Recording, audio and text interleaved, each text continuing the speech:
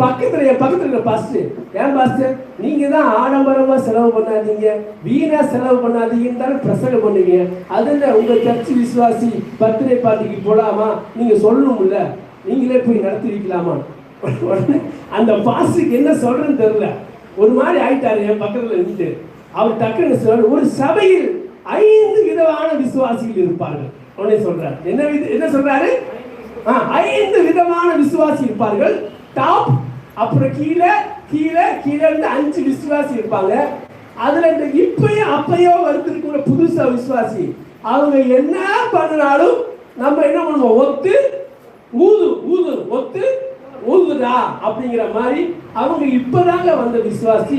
இதுவே டாப் 1ல இருக்கிற விசுவாசி எது செஞ்சாலும் நம்ம கண்டித்து உணர்த்துவோம். ஆனா டாப் 5ல இருக்கிற விசுவாசி அவங்க என்ன தப்பு செஞ்சாலும்